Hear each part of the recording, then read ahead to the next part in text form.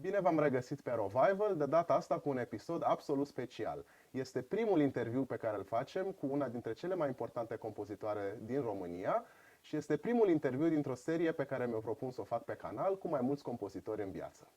Astăzi avem plăcerea de a avea alături pe Doina Rotaru, una dintre compozitoarele mele preferate și unul dintre numele cele mai sonore din compoziția românească. Doamna Rotaru, vă mulțumesc încă o dată pentru că ați acceptat invitația. Și mulțumesc pentru invitație. Doina Rotaru este una dintre cele mai interesante compozitoare din România. Creația sa abundă de arhetipuri și simboluri pe care le integrează cu măestrie în construcțiile sale muzicale. Muzica sa a fost cântată pe tot globul, din Europa în America de Sud și din Canada până în Japonia. Creația sa este versatilă și complexă, în aceasta distingându-se un număr foarte ridicat de lucrări pentru flaut. Remarcăm în creația dumneavoastră 30 de lucrări pentru flaut. De ce ați ales flautul? Răspunsul nu este așa de ușor de dat, pentru că sunt mai multe motive. Primul, poate cel mai important, mi-a plăcut dintotdeauna flautul. Sunetul de flaut m-a atras pentru frumusețe, puritate, rafinament, ceea ce înseamnă orice flaut din lemn, din bambus, din metal și așa mai departe.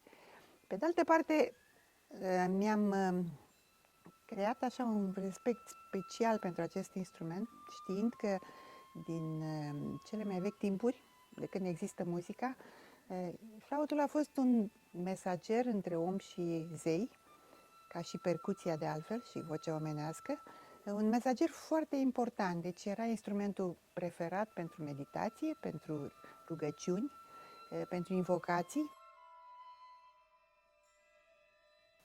Există ceva special pentru mine în sunetul de flaut și în ceea ce înseamnă această istorie a flautului și anume un fel de sacralitate. Pentru mine flautul rămâne încărcat și astăzi cu niște elemente un pic magice. E în stare să creeze vrajă. Pe de altă parte am avut ocazia să cunosc niște interpreți fabuloși, nume foarte mari de interpreți, cum este Pierre Vartot, de exemplu, cel mai important flautist al momentului prin anii 80-90, și apoi Mario Caroli, și mi s-au cerut lucrări de flaut. Și am fost foarte bucuroasă să aflu că ele se cântă, s-au cântat, se cântă peste tot în lume. De asta a fost și bucuria mea când am văzut în vari contexte în străinătate numele dumneavoastră pe un afiș sau, de exemplu, când am vorbit cu colegi de mei flautiști de la conservator din Paris, care au spus, da, știu lucrările sau am auzit înregistrările și atunci, da, e clar că sunt niște lucrări care cumva transcend deja spațiul românesc, ceea ce nu poate decât să ne bucure și cred că și pe dumneavoastră. Da, și trebuie să recunosc că au fost și niște comenzi, chiar din partea Radio France sau Ministerul Culturii francez sau festivaluri sau ansambluri și așa mai departe, care m-au bucurat și piesele s-au cântat excepțional, așa că vedeți, lucrurile au fost și din partea mea și din partea altora.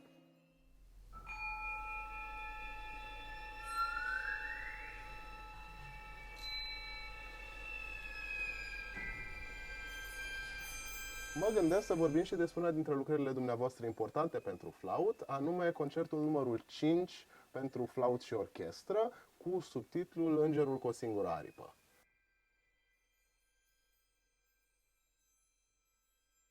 Acest concert este scris pentru Mario Caroli. Este o comandă a festivalului celebru, Festival Toamna Varșoviană, de la Varșovia, care are loc în fiecare an. Și mărturisesc că, așa cum se întâmplă cu orice creație, există la baza lui mai multe surse cumva de inspirație.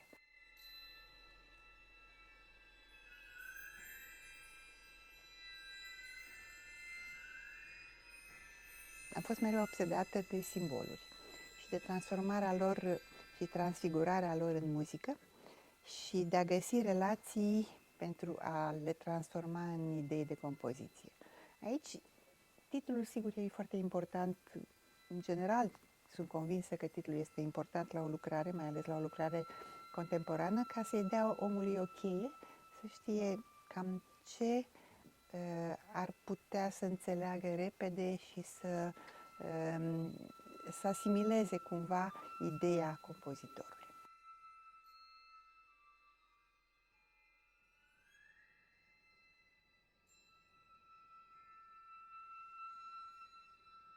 Îngerul este entitatea care simbolizează perfecțiunea. Aripa este simbolul zborului, al elevației spirituale, dar puse împreună în aceeași propoziție, ele au o conotație dramatică. E vorba de o imagine pe care am găsit-o într-un vers al unei poete italience, întâmplător mama lui Mario Caroli. E vorba de un vers trist cumva, o poezie tristă despre un înger de jucărie în geamul unui orfelinat de copii.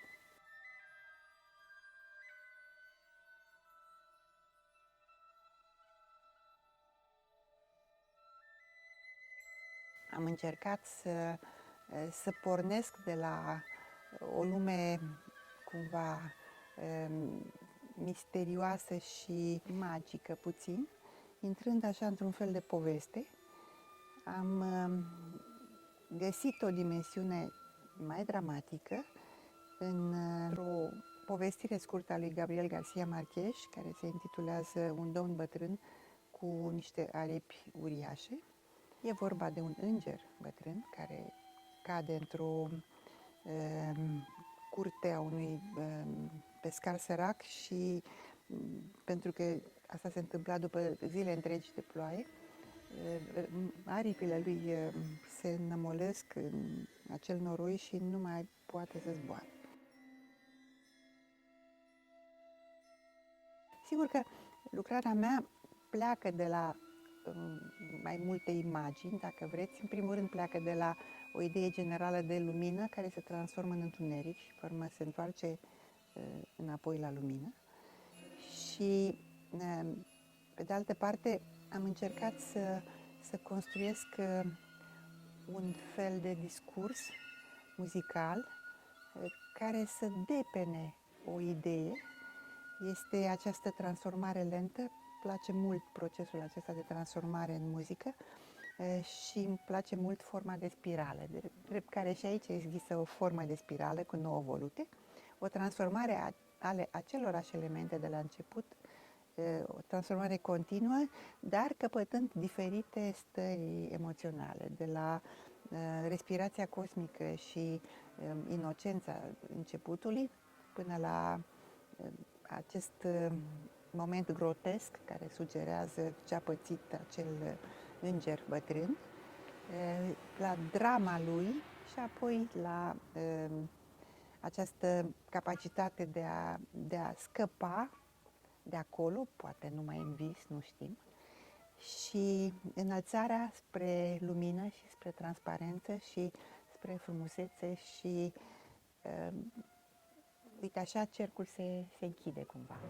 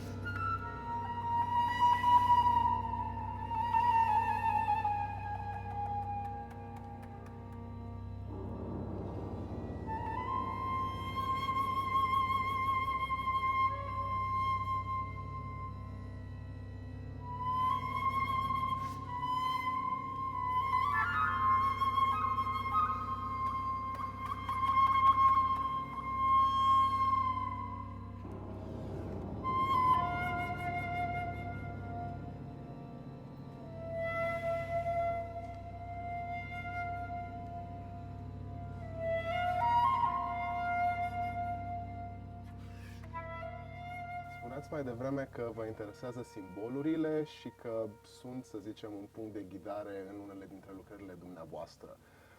Am putea vorbi și despre citatul muzical ca un simbol. Mă gândesc acum la mai multe lucrările dumneavoastră care conțin citate muzicale, precum și concertul numărul 5 pentru flaut, care conține un fragment din Mazurca în la minor de Chopin. În primul rând, este mazurca mea preferată. În al doilea rând, mi-a venit pur și simplu ca o obligație în momentul în care scriam această lucrare, pentru că materialul meu sonor, în final, se lega așa de bine cu acel la minor. De fapt, materialul meu sonor la final este spectral și atunci există acest aspect diatonic care permite fluctuațiile acestea cumva major-minor. În orice caz, s-a dus perfect chiar și intonațional muzica mea spre acel, parcă își căuta un fel de icoană la care să se roage și mi-am adus aminte, în timp ce scriam lucrarea, că fusesem în sala aceasta a Academiei Chopin de la Varșovia și am fost impresionată de acest bazorelief care există pe scenă, foarte frumos luminat. Ai senzația că Chopin te aude și te vede. Și știam dinainte că lucrarea mea va fi cântată în această sală. Drept care, dacă vreți, era și un omagiu pentru Chopin și muzica lui Angelică, pentru că se potrivește foarte bine Chopin cu îngerul din titlu.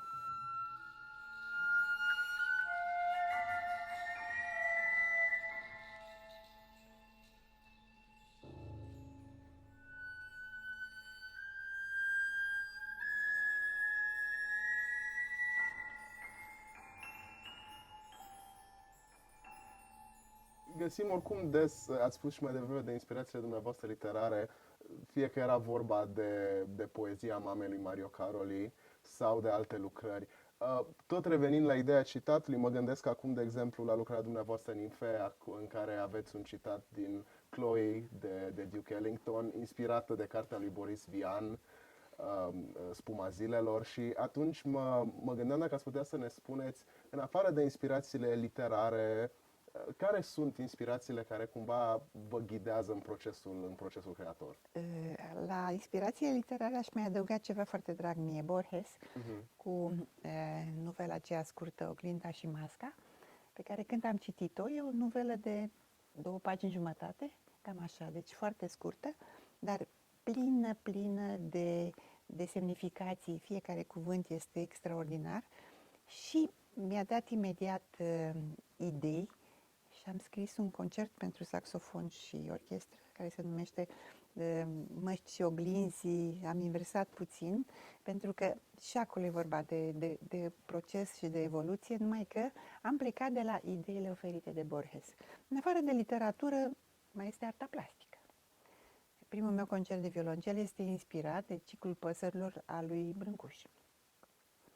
Iar ultima lucrare pentru orchestră pe care am scris-o, lucrarea concertantă, să nu-i spunem concert, lucrarea concertantă pentru vioară și orchestră intitulată Himere, este inspirată de sculpturile lui Dimitrie Paciurea. Și mi-am ales dintre multele himere pe care le-a sculptat Paciurea, 3 dintre ele, Himera Pământului, Himera Nopții și Himera Văzduhului.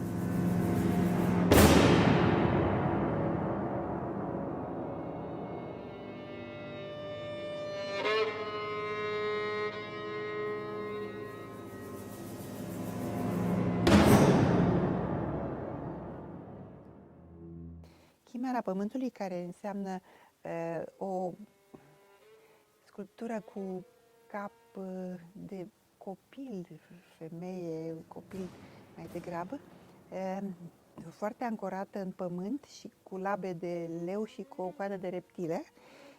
Și am încercat exact să subliniez această imposibilitate de desprindere de pământ și mai ales această densitate pe care o simbolizează pământul. Și am încercat în această transformare muzicală a imaginii lui Paciurea o evoluție de la un fel de bocet românesc, deci ceva, hai să spunem, trist și teluric, dar de la bocet evoluția prin tensionare se duce la un dans arhaic românesc.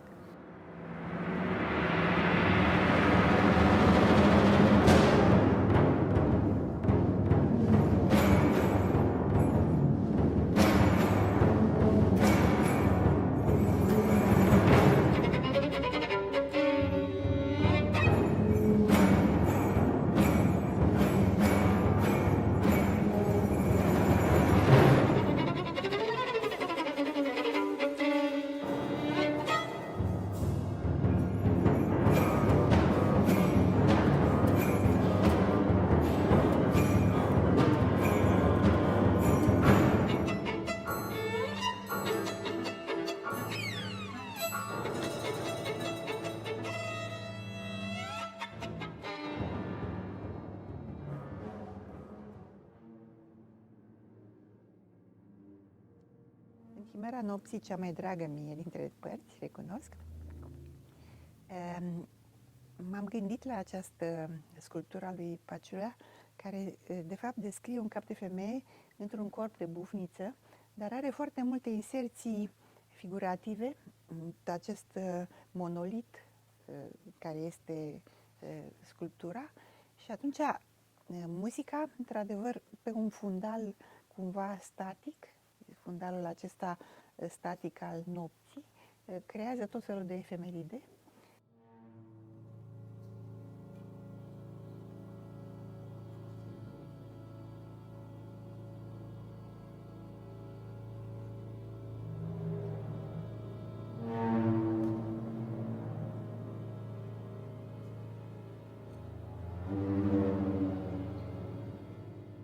Iubesc enorm culorile și culorile mai deosebite, așa, în general culorile blânde și un pic mai stranie, așa, mai altfel, care creează o muzică mai interesantă.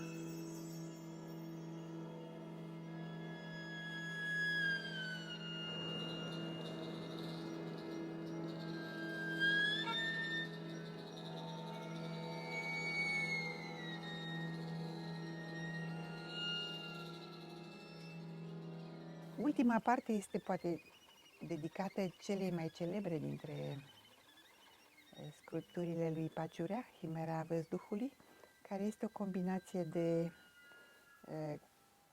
corp de animal, de figură de femeie, cap de femeie și de aripi de pasăre. Deci încearcă să îmbină toate aceste trei structuri și în același timp este clar că este o imagine a zborului și o imagine a înălțării.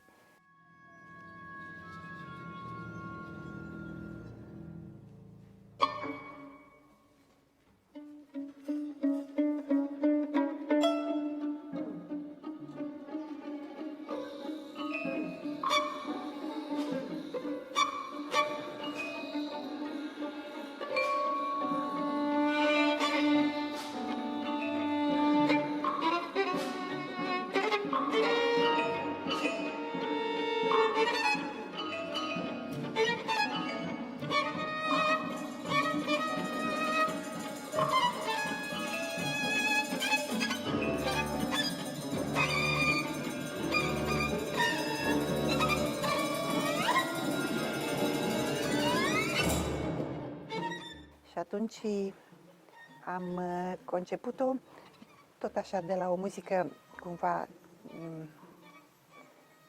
dansantă și care pentru mine a însemnat un fel de fundal, un fel de suport, pentru că și această statuie este pe un suport, la acest zbor, la această înălțare, care se termină printr-o încercare de a ajunge la o lume mai subtilă și am găsit această subtilitate, dacă vreți, într-un citat din Enescu, și anume din sonata a treia pentru pian și vioară, începutul părții a doua.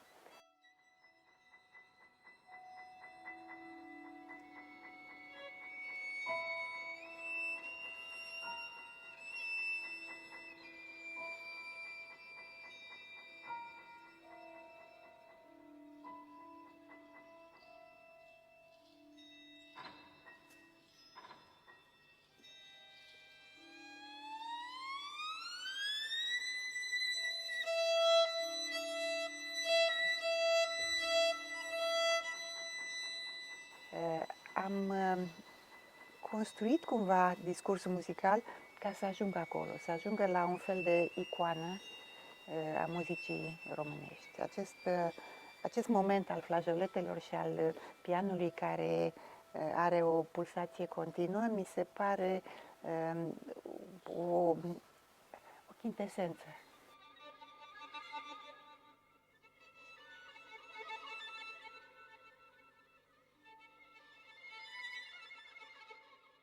M-am bucurat foarte tare atunci când am văzut premiera lucrării Chimere online, cum a fost atunci cu orchestra radio în perioada pandemiei. Nu, dar m-am bucurat foarte tare că ați abordat tematica asta, Chimerele lui Paciure fiind niște lucrări care mie mi-au fost întotdeauna foarte dragi. Nu mai știu exact dacă Chimera nopții, dar știu că Chimera văzduhului și cea a pământului sunt la Meneare și știu că mă duceam la Meneare foarte des și le asociam mereu cu spațiul acesta mitologic, fiindcă sunt fix înainte de camera în care e și lucrarea lui Brauner cu balaurul care scuipă foc și m-am bucurat foarte tare să văd în muzică românească și implicit și în muzica dumneavoastră o referință atât de directă la niște lucrări de artă plastică.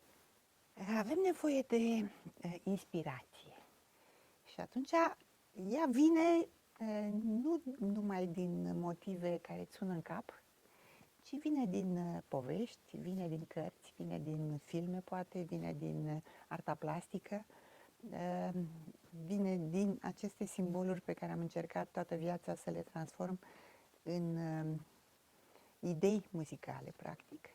Și mai e ceva ce am încercat toată viața să fac, poate că e și din cauza numelui meu, care este Doina, o fi o predestinare, cum spunea prietenul meu, Octavian Nemescu.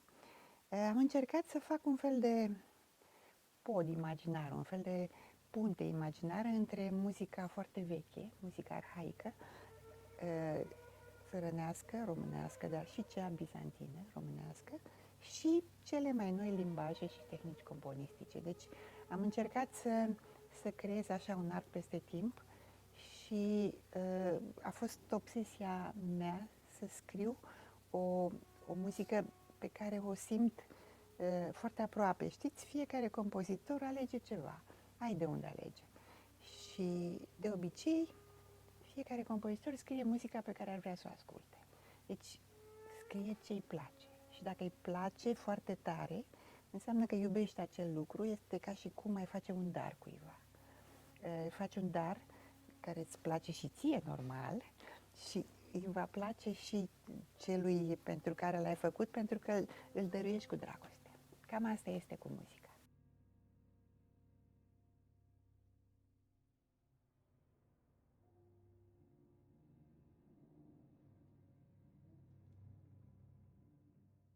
Eu vă mulțumesc încă o dată pentru că ați acceptat să participați la acest mulțumesc. interviu, cumva la botezul seriei de interviuri de pe Revival. De când m-am gândit să fac seria de interviuri, am zis primul interviu să fie cu Doina Rotaru și m-am bucurat că s-a concretizat. Mulțumesc! Vreau să mulțumesc și Muzeului de Artă Recentă pentru că ne-a dat spațiu minunat în care am filmat astăzi. Ne aflăm în sala auditorium a Muzeului de Artă Recentă, sală în care uneori au fost și lucrări de muzică contemporană românească. Amintesc Muzica Oarelor de Octavian Nemescu și alte proiecte. Vă mulțumesc încă o dată că ați vizionat până la capăt. Dacă aveți întrebări, aștept să le văd în secțiunea de comentarii și vă aștept pentru alte videouri pe Revival, videouri, interviuri și mai nou reels-uri pe conturile de Instagram și TikTok. Încă o dată mulțumesc pentru prezență, mulțumesc doamna Rotaru Și eu pentru interviu mulțumesc. și să ne vedem cu bine data viitoare.